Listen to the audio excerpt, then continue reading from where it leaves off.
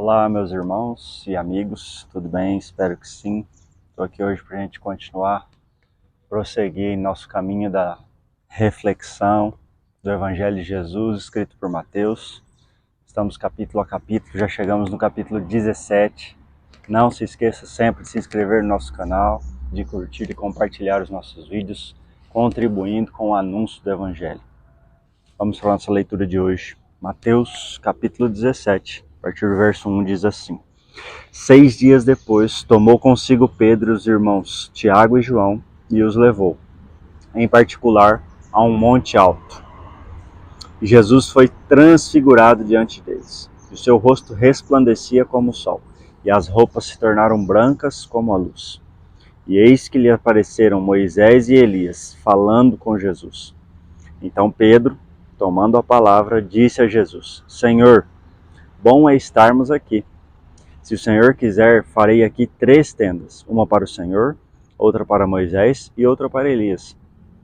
Falava ele ainda quando uma nuvem luminosa os envolveu, e eis que vindo da nuvem uma voz que dizia: Este é meu filho amado, em quem me agrado, escutem o que ele diz.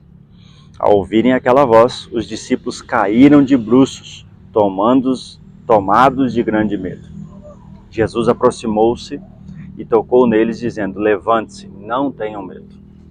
Então eles, levantando os olhos, não viram mais ninguém a não ser Jesus. Ao descerem do monte, Jesus lhes ordenou: Não contem a ninguém o que vocês viram, até que o Filho do Homem ressuscite entre os mortos.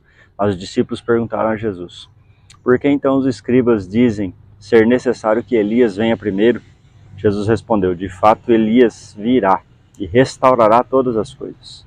Eu, porém, lhes digo que Elias já veio e não reconheceram. Pelo contrário, fizeram com ele tudo o que quiseram. Assim também o Filho do Homem irá sofrer nas mãos deles. Então os discípulos entenderam que ele estava se referindo de João Batista. Meus amigos, nós vamos refletir mais essa primeira parte até o capítulo 8. E nós vamos ver aqui sobre a transfiguração e o porquê desse acontecimento de Jesus com os discípulos. Qual foi o motivo dessa transfiguração? Estudando e lendo um pouco, refletimos que Jesus queria demonstrar para eles um pouco daquilo que era o céu, da sua divindade e de como seria. Os discípulos vinham logo atrás de um desânimo grande quando Jesus falou que seria crucificado, que sofreria, que morreria, mas que ressuscitaria. Então Jesus quis trazer um ânimo para eles sobre aquilo que ele passaria, sobre o poder, sobre todas as coisas que ele já lhes falava e os profetas já falavam, né? E Jesus trouxe isso para trazer uma inspiração para eles terem um entendimento maior do que são as coisas eternas, do tamanho do seu poder e da sua real divindade. Qual foi o significado de estar junto com Jesus ali, Elias e Moisés? E alguns estudiosos dizem que Moisés representava a lei e Elias os profetas. Ou seja, tudo estava junto ali, conectado, todas as escrituras, todo o poder da palavra, daquilo que Deus tinha dito ao homem. A importância tanto da lei quanto dos profetas, né? A importância de todos os escritos, registros daquilo que Deus tinha dado de ordem aos homens. E logo em seguida, Pedro faz essa declaração e nós vamos refletir sobre isso. Capítulo 4, Pedro diz assim: Então Pedro, tomando a palavra, esse homem é ousado demais. Senhor, é bom estarmos aqui. Se o Senhor quiser, farei 3 tendas, uma para o Senhor, outra para Moisés e outra para Elias. Por que Pedro queria fazer essas tendas e qual o perigo do entendimento que nós vamos refletir aqui? Olha o que Pedro diz na primeira frase: é bom estarmos aqui. Por isso Pedro queria fazer uma tenda. Cara, é bom demais estar passando por isso que nós estamos vendo. Viver essa experiência de ver Jesus transfigurado, ver Moisés e Elias. Cara, isso deve ter sido fenomenal. E ele certamente foi esse a sensação, o sentido que ele teve para desejar ficar ali. Mas tivemos aqui 2 perigos, na verdade 3 perigos aqui. Né? O primeiro deles é 2. É o bom estarmos aqui, é o não querer sair dali. Mas Jesus, se nós vermos todo o contexto e tudo o que acontece, Jesus sempre teve os seus momentos cruciais com Deus, de um relacionamento íntimo e profundo com Deus, onde ele saía separado para orar. E esse momento aqui, ele trouxe somente Pedro, Tiago e João, para que ele pudesse ver alguma coisa que eles não tinham visto ainda. Essa relação íntima de Jesus com o Pai. E isso é maravilhoso, totalmente necessário e é o que precisava acontecer. Porém, não era só isso. Essa transfiguração tinha um propósito. E depois, os discípulos contariam isso ao mundo. A divindade de Cristo, o poder de Cristo, quem Cristo realmente era, o Filho de Deus. Então esse é o primeiro perigo. O desejo deles de ficarem ali, mas saber que a missão na verdade não era ali. Não era no alto do monte onde eles estavam, onde Jesus estava transfigurado. Mas sim lá embaixo, no meio da multidão, anunciando quem era esse verdadeiro Jesus. Segundo perigo, ele nivelou Cristo com Moisés e Elias. E todos os estudiosos, as reflexões que eu fiz, trouxeram essa comparação. É unânime, em que teve esse sentido. Quando ele falou de fazer as 3 tendas, ele quis dizer, né, a sua intenção é de que todos tinham mais ou menos o mesmo valor. E Cristo é incomparável. A sua soberania, o seu poder, o único Filho de Deus, é incomparável. E nós vemos essa correção em seguida que Pedro faz isso, o próprio Deus o corrige.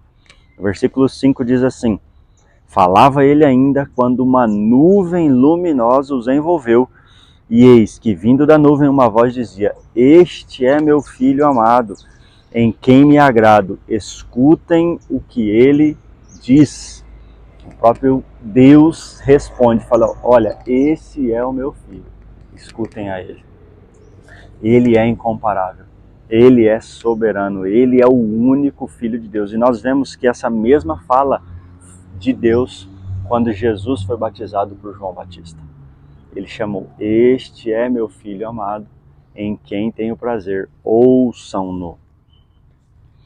No versículo 8, nós vemos que a importância disso e o fechamento disso. No versículo 8 diz assim: então eles, levantando os olhos, não viram mais ninguém a não ser Jesus. A ênfase e a importância do Filho de Deus estar ali naquele momento e de saber dessa divindade, desse poder, do único que morreria, que sofreria e que ressuscitaria para o perdão dos nossos pecados, era o Filho de Deus. E eu gostaria de complementar com a leitura de Colossenses 1:14, diz assim, 15,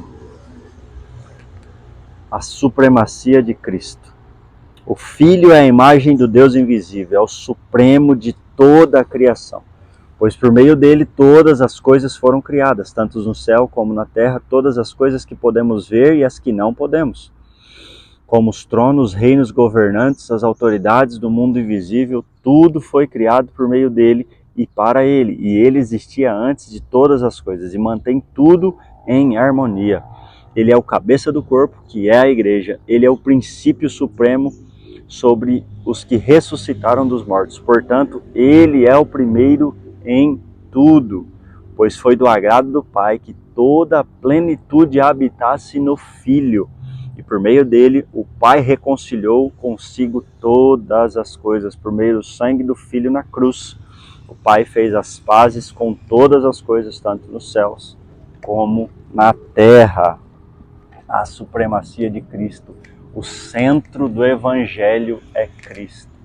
O centro de toda a criação é Cristo, o Filho de Deus. E nós não podemos nos esquecer disso, assim como Pedro se esqueceu.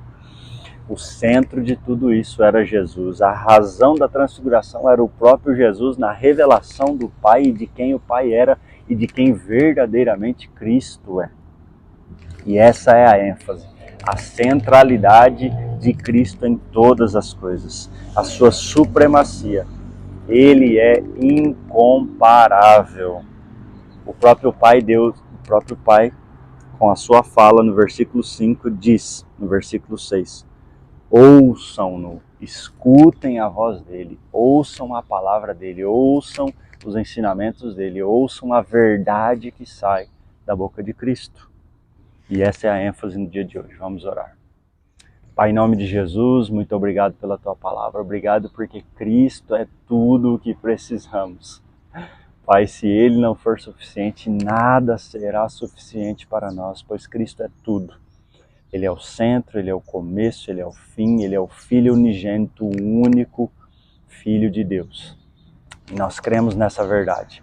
E nós sabemos que toda a atitude, toda a ação, todo o ensinamento dele tinha, Deus, um propósito específico nas nossas vidas. Revela-te a cada um e que possam realmente ouvir a verdade de quem Cristo é, revelando a glória de Deus. Nós oramos em nome de Jesus. Deus abençoe você.